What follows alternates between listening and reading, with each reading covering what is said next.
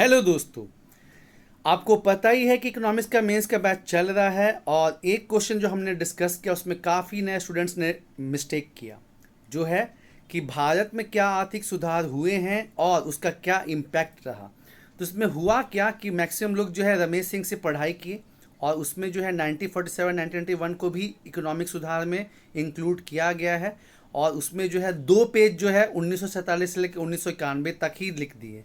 लेकिन जब आप एनसीईआरटी देखेंगे या फिर आप गूगल भी करेंगे और इकोनॉमिक रिफॉर्म डालेंगे या आर्थिक सुधार डालेंगे तो आपको 1991 के बाद से ही दिखाएगा। और एक मिस्टेक क्या हुआ कि मैक्सिमम लोग जो है बस जितना किताब में उनके एडिशन में दिया हुआ था 2007 तक बस वहीं तक मेंशन किए हैं, जबकि 2014 के बाद से हाल फिलहाल में जो है कितने सारे जो है आर्थिक सुधार वाले कदम उठाए गए हैं।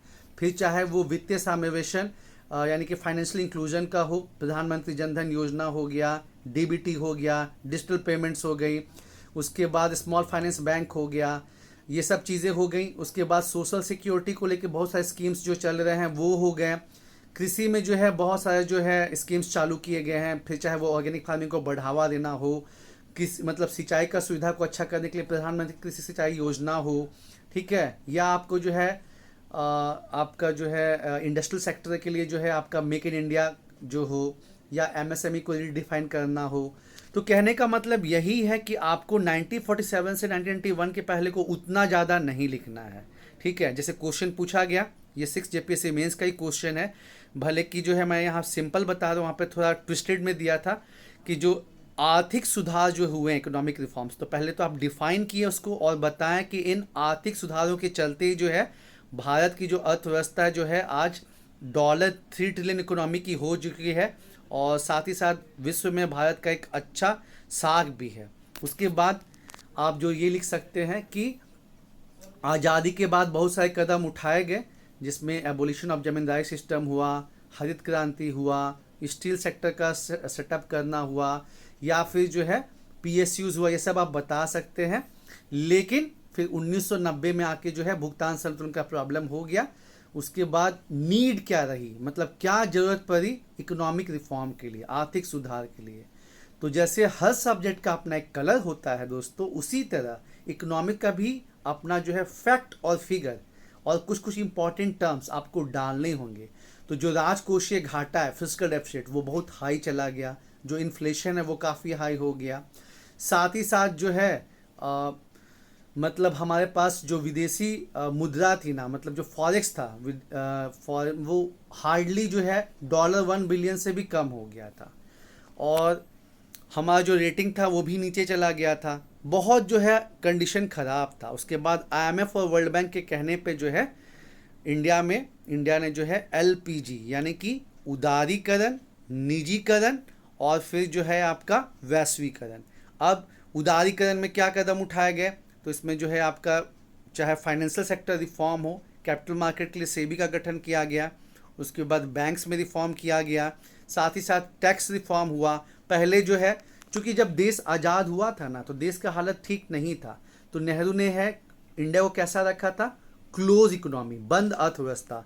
हम जो है बस ज़रूरत की खाने पीने की जो चीज़ें हैं वैसी का इंपोर्ट करेंगे, बाकी और कोई इंपोर्ट नहीं होगा, ना ही जो है यहाँ पे बाहर की कंपनी आके इन्वेस्ट कर सकती है। तो हम क्लोज इकोनॉमी था। लेकिन चूंकि हमको काफ़ी प्रॉब्लम होने लगा तो फिर हमको जो है अपने इकोनॉमी को ओपन अप करना पड़ा। जो कस्टम ड्यूटी था, इंपोर्ट ड्यूटी था, उसको कम करना पड़ा। उसके बाद बाहर की कंपनीज को अलाउ करना पड़ा। और फिर जैसे प्राइवेटाइजेशन में क्या हुआ कि पहले जो है 18 सेक्टर जो था, 17 या 18 जो है सेक्टर, इंपॉर्टेंट जो सेक्टर था वो रिजर्व था केवल सरकारी कंपनी के लिए, उसको घटा के 3 किया गया।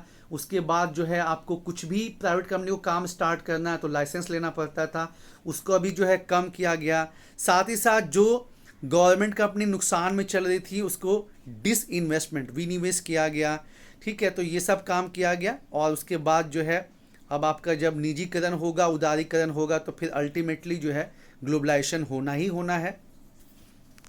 उसके बाद आगे चल के भारत जो है विश्व व्यापार संगठन का जो है मेंबर बना, डब्ल्यूटीओ का, उसे काफ़ी प्रमोशन मतलब बूस्टअप हुआ इंडिया का ट्रेड। इंडिया जो है फिर फर्दर बायलेटरल ट्रेड बहुत सारा ज्वाइन किया। फ्री ट्रेड एग्रीमेंट साइन किया और अपने यहाँ जो है निर्यात को बढ़ावा देने के लिए फिर social economic special economic zone खोला गया, एफडीआई सेक्टर को और लिबरल किया गया। और तो ये आपको जो है 3-4 फेज में जो है आर्थिक सुधार को बताना था। तो जो नया स्टूडेंट है बहुत कंफ्यूज हो गया, वो मैक्सिमम जो है बस 1991 पे ही बस रहे और उसी के बाद जो है पॉजिटिव नेगेटिव बता दिए। तो ये आर्थिक सुधार पूरा कंप्लीट नहीं कहलाएगा। आर्थिक सुधार जो है 1981 से जो है अच्छे तरीके से होना स्टार्ट हुआ और वो तो अभी तक कोविड के टाइम तक जो है चल रहा है, जब कोविड के टाइम पे सरकार ने किया कि नहीं भाई। और हाँ, जीएसटी को भी आपको मेंशन करना होगा। टैक्स रिफॉर्म एक मतलब आज़ादी के बाद वो किया गया एक बहुत ज़बरदस्त इकोनॉमिक रिफॉर्म है जीएसटी, जो इतना अलग अलग टाइप का जो है टैक्सेस लगता था उसको हटा के। साथ ही साथ जो है डिजिटलाइजेशन को बढ़ावा देने के लिए जो डिजिटल इंडिया कार्यक्रम चला है उसको भी आपको मेंशन करना है। और इधर में जैसे हम बात कर रहे थे कि अभी कोविड के टाइम में जो है काफ़ी प्रॉब्लम क्रिएट हुई, तो भारत सरकार जो है इसमें काफ़ी इनोवेटिव स्टेप ली है। जैसे एमएसएमई को रीडिफाइन किया गया, उसके बाद जो है लेबर रिफॉर्म्स किए गए हैं, ठीक है, स्किल को बढ़ावा देने के लिए काम किया जा रहा है, वोकल फॉर लोकल जो गवर्नमेंट जो है कर रही है। तो ये सब चीज़ों को जो है आपको बताना है। साथ ही साथ जो स्कीम्स है वो भी आपको मेंशन करने हैं, तब आपको जाके ये आपका जैसे एक पेज में आप तो पहले बता दिए इकोनॉमिक रिफॉर्म्स के बारे में, उसका नीड के बारे में क्या ज़रूरत पड़ी, उसके बाद जो है एक डायग्राम बना के कि 3-4 फेज़ में ये हुआ है, आप इसको बता दी इकोनॉमिक रिफॉर्म्स को। इसमें आपको 2-3 पेज लग जाएंगे। उसके बाद जो है इसका पॉजिटिव इम्पैक्ट क्या हुआ, ठीक है, पॉजिटिव क्या हुआ, तो आपको गरीबी घटी है। जो 46% था 1991 में गरीबी, वो घट के आपका 25% हो गई है। उसके बाद जो है आपका यहाँ पे टेक्नोलॉजी काफ़ी अपग्रेडेशन हुआ है, अलग अलग एमएनसी के आने से एफडीआई बढ़ा है, एफपीआई बढ़ा है, आपका जो फॉरेक्स है आपका $600 बिलियन क्रॉस कर रहा है दिसंबर 2021 में। उसके बाद इन्वेस्टमेंट में भी काफ़ी आगे चल रहा है इंडिया। जो सर्विस सेक्टर है, देखिए भारत का जो सर्विस सेक्टर है पूरा मतलब फेमस हो चुका है और काफ़ी जो है कंट्रीब्यूट करता है जीडीपी में। लार्जेस्ट कंट्रीब्यूटर जो है ये सर्विस सेक्टर ही है, ठीक है। तो ये सब चीज़ें जो है आपको बतानी है। उसके बाद प्रोडक्ट जो है काफ़ी एफिशिएंट हुआ है, काफ़ी कॉम्पिटिटिव मार्केट हुआ है। तो ये सब चीज़ आपको पॉजिटिव में दिखाना है, ठीक है। लेकिन आप पॉजिटिव ही नहीं, आपको जो है फिर निगेटिव भी चीज़ों को मेंशन करना होगा। जैसे आप जानते हैं कि इससे माइग्रेशन काफ़ी बढ़ा है और जो शहर और गांव के बीच का जो डिफरेंस है वो काफ़ी इंक्रीज़ हुआ है। फिर ऑक्सफैम की जो रिपोर्ट है जो कहती है कि 10% लोग के पास 73% वेल्थ है, उस चीज़ को मेंशन करना है। उसके बाद भले हम जो है फूड सिक्योरिटी है तो इंश्योर कर लिए, लेकिन कुपोषण अभी भी मतलब बना हुआ है, हंगर अभी भी बना हुआ है। जो भी ग्लोबल हंगर इंडेक्स या कुछ वैसा रिपोर्ट आता है उसमें इंडिया का रैंकिंग कितना ख़राब रहता है। फिर जो है क्लाइमेट चेंज का प्रॉब्लम हम लोग को फेस करना पड़ ही रहा है, ठीक है। तो ये सब चीज़ों को मेंशन करना है नेगेटिव में। अब जो है वे फॉरवर्ड क्या है, तो ज़रूरत है पॉलिटिकल विल की, ठीक है। एक क्रॉनिक कैपिटलिज्म भी नेगेटिव में आ जाएगा, तो ज़रूरत है आपका पॉलिटिकल विल की। उसके बाद ई गवर्नेंस की, मिनिमम गवर्नमेंट मैक्सिमम गवर्नेंस, और जो है लोगों को जागरूकता फैलाने की, लिटरेसी तो बढ़ ही रही है।